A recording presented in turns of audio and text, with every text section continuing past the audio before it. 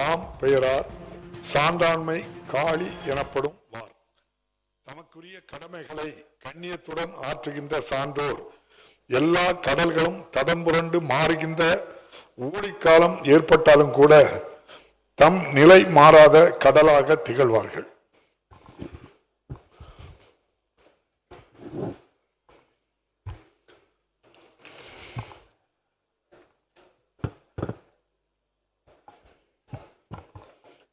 இரங்கற் குறிப்பு.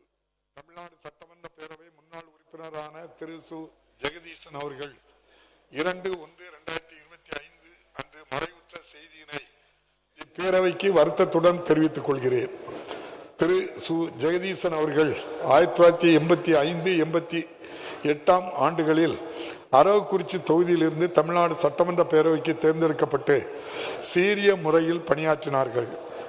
இம்முன்னாள் உறுப்பினரது மறைவால் அவரை பிரிந்து வருந்தும் அவர்தம் குடும்பத்தினருக்கு ஆழ்ந்த இரங்கலையும் அனுதாபத்தையும் இப்பேரவையின் சார்பிலும் என் சார்பிலும் தெரிவித்துக் கொள்கிறேன்.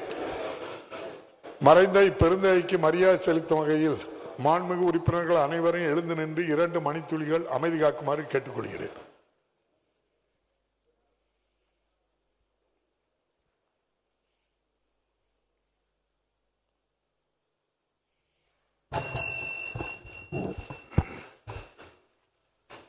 வினாக்கள் விடைகள்.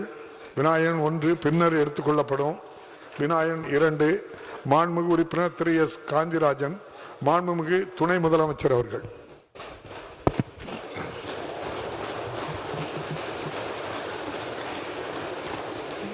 மாண்புமிகு பேரவைத் தலைவர் அவர்களே, திண்டுக்கல் மாவட்டத்தில் கலைஞர் மகளிர் உரிமை திட்டத்திற்கு விண்ணப்பித்த 5,27,000 பேர்ல கிட்டத்தட்ட 76%, அதாவது 4,897 மகளிர் மாதம் 1000 ரூபாய் உரிமை தொகை பெற்று வருகிறார்கள்.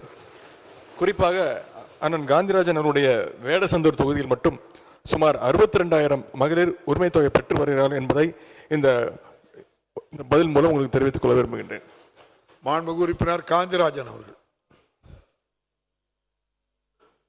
மாண்புமிகு பேரவைத் தலைவர் அவர்களே, மாண்புமிகு துணை முதலமைச்சர் அவர்கள் தெரிவித்துள்ள இந்த விளக்கத்திற்கு விவரங்களுக்கு என்னுடைய மரியாதை கலந்த நன்றியினை நான் முதலில் அவர்களுக்கு நான் தெரிவித்துக் கொள்கின்றேன். மேலும் இந்த சட்டமன்றத்தினுடைய வரலாற்றில் மாண்புமிகு துணை முதலமைச்சர் அவர்களால் பொறுப்பேற்ற பிறகு எனக்கு இந்த கேள்வியை கேட்பதற்கு வாய்ப்பு வழங்கிய மாண்புமிகு பேரவைத் தலைவர் அவர்களுக்கும் இதற்கு பதிலளிக்க அனுமதி அளித்து ஒப்புதல் அளித்த மாண்புமிகு துணை முதலமைச்சர் அவர்களுக்கும் மீண்டும் ஒரு முறை நன்றியை தெரிவித்து, பேரறிஞர் அண்ணா அவர்களுடைய கொள்கையான ஏழையின் சிரிப்பில் இறைவனை காண்போம் என்கிற அந்த ஒரு நல்ல சீரிய கொள்கையின் அடிப்படையில் 5 முறை முதலமைச்சராக இருந்து இந்த நாட்டினுடைய ஏழை எளிய மக்களுக்காகவே பாடுபட்ட தலைவர் கலைஞர் அவர்களுடைய பெயரை தாங்கி இருக்கின்ற இந்த மகளிர் உரிமை திட்டம் என்கிற இந்த திட்டத்தில் தமிழ்நாட்டில் இதுவரை எத்தனை பேருக்கு இந்த தொகை வழங்கப்படுகிறது என்கிற விவரங்களை, அதே நேரத்தில் பல இடங்களில் நாங்கள் எஸ்டிமேட் கமிட்டியினுடைய சேர்மனாக எங்களுடைய குழு செல்லுகின்ற பொழுது பல்வேறு இடங்களில் ஏழை எளிய மக்கள் இன்னும் எங்களுக்கு கொஞ்சம் தர வேண்டும், கூடுதலாக தர வேண்டும், மனு அளித்தும் கூட இன்னும் அனுமதி அளிக்காமல் இருக்கின்றார்கள் என்கிற விவரங்களை தெரிவித்தார்கள். எனவே மாண்புமிகு துணை முதல்வர் அவர்கள் ஏற்கனவே மனு அளித்து தகுதியுடைய நிலுவையில் உள்ள அனைவருக்கும் அந்த தொகையானது வழங்கப்படுமா என்கிற விவரத்தை நான் இந்த நேரத்தில் கேட்க அறிய பணிவன்போடு நான் கேட்டுக்கொள்கிறேன். மாண்புமிகு அமைச்சர் அவர்கள். மாண்புமிகு பேரவைத் தலைவர் அவர்களே, மாண்புமிகு சட்டமன்ற உறுப்பினர் அண்ணன் காந்திராஜன் அவர்கள் கலைஞர் மகளிர் உரிமை திட்டம் குறித்து சில விளக்கங்களை இங்கே கேட்டிருக்கிறார். நம்முடைய கலைஞர் மகளிர் உரிமை திட்டத்தை செயல்படுத்துகின்ற சிறப்பு திட்ட செயலாக்கத்துறையினுடைய அமைச்சர் என்ற முறையில் அவருக்கு ஒரு விரிவான பதிலை இங்கே அளிக்க விரும்புகின்றேன். தமிழ்நாட்டு மகளிருடைய உழைப்பை அங்கீகரிக்கின்ற வகையில் நம்முடைய மாண்பு முதலமைச்சர் அவர்கள் கலைஞர் மகளிர் உரிமை திட்டத்தை அறிவித்தார்கள். இதற்கென்று சிறப்பு முகாம்கள் நடத்தப்பட்டு தமிழ்நாடு முழுவதும் 1,63,57,195 விண்ணப்பங்கள் பெறப்பட்டன. 1,63,57,195 அப்ளிகேஷன்ஸ் பெறப்பட்டன. அவற்றை ஆய்வு செய்ததன் அடிப்படையில் கிட்டத்தட்ட 70% விண்ணப்பங்கள் 70%, அதாவது 1,06,52,198 விண்ணப்பங்கள் முதற்கட்டமாக ஏற்கப்பட்டன. மாண்பு முதலமைச்சர் அவர்கள் 2023ஆம் ஆண்டு பேரறிஞர் அண்ணாவுடைய பிறந்தநாள் செப்டம்பர் 15ஆம் தேதி காஞ்சிபுரத்திலேயே இந்த கலைஞர் மகளிர் உரிமை திட்டத்தை துவக்கி வைத்தார்கள். மேலும் முதன்முறை விண்ணப்பித்த பொழுது நிராகரிக்கப்பட்ட மகளிர் மேல்முறையீடு செய்யவும் வாய்ப்பு வழங்கப்பட்டது. அதன் அடிப்படையில் கூடுதலாக சுமார் 9 லட்சம் விண்ணப்பங்கள் ஏற்கப்பட்டன. கடந்த டிசம்பர் மாதம், அதாவது சென்ற மாதம் 15ஆம் தேதி மாதம் 1,14,65,525 மகளிருக்கு 1000 ரூபாய் உரிமை தொகை வழங்கப்பட்டுள்ளது. தற்போது இத்திட்டத்தின் விதிகளுக்கு உட்பட்டு எவ்வளவு பேருக்கு கூடுதலாக வழங்க முடியுமோ அவ்வளவு பேருக்கும் எவரும் விடுபடாமல் மகளிர் உரிமை தொகை வழங்க நடவடிக்கை எடுத்து வருகிறோம். மாண்புமிகு சட்டமன்ற உறுப்பினர் அண்ணன் காந்திராஜன் அவர்களுக்கு தெரிவித்துக் கொள்கின்றேன். மாண்புமிகு உறுப்பினர் காந்திராஜன், நன்றி சொல்லி முடிங்க.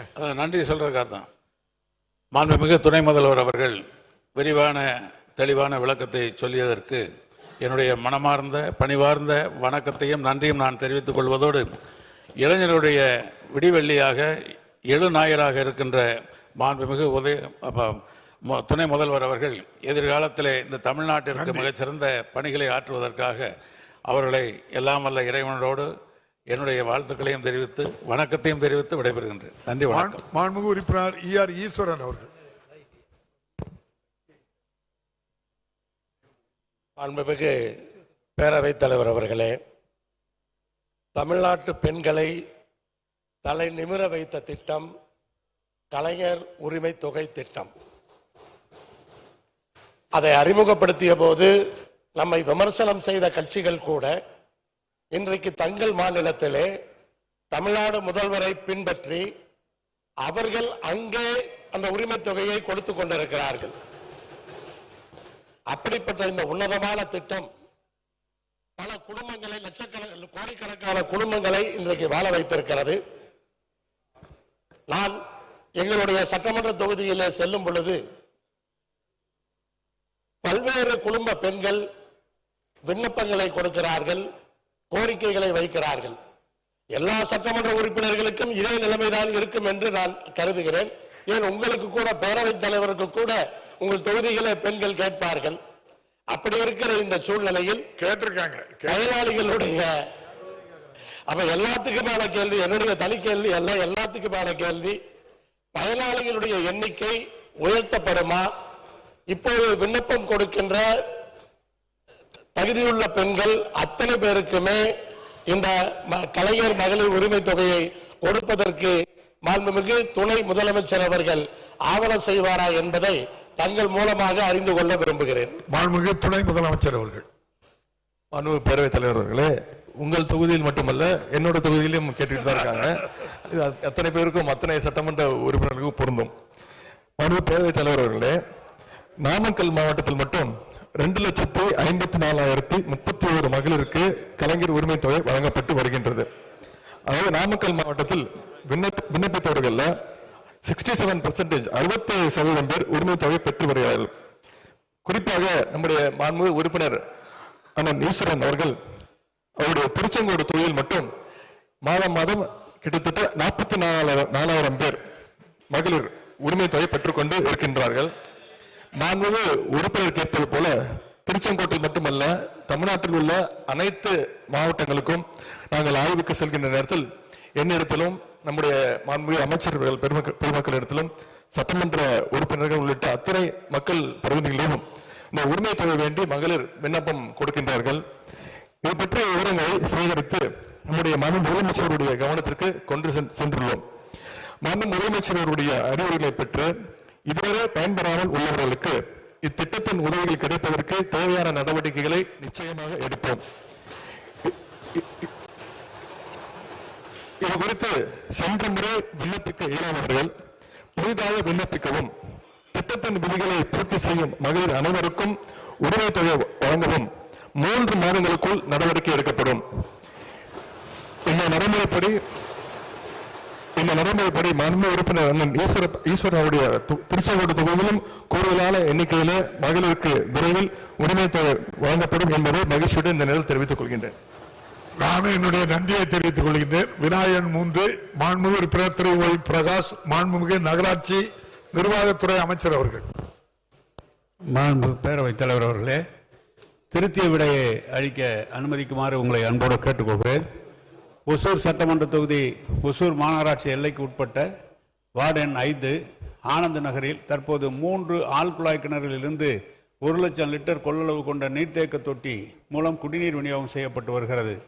தற்போது 7,955 கோடி மதிப்பீட்டில் ஜப்பான் பன்னாட்டு கூட்டுறவு முகமை ஜைகா நிதியுதவியுடன் தமிழ்நாடு குடிநீர் வடிகால் வாரியம் மூலம் கிருஷ்ணகிரி தருமபுரி மாவட்ட கூட்டு குடிநீர் திட்டத்தில் ஒசூர் மாநகராட்சி ஆனந்த நகரில் 2.20 லட்சம் கொள்ளளவு கொண்ட புதிய மேல்நிலை நீர்த்தேக்க தொட்டி அமைத்து குடிநீர் வழங்க விரிவான திட்ட அறிக்கை தயாரிக்கப்பட்டுள்ளது. இத்திட்டம் 2026 தொடங்கப்பட்டு 2028 முடிக்க திட்டமிடப்பட்டுள்ளது என்பதை தெரிவித்துக் கொள்கிறேன். உடனுக்குடன் செய்திகளை தெரிந்து கொள்ள சன் நியூஸ் பெல் ஐகானை கிளிக் பண்ணுங்க.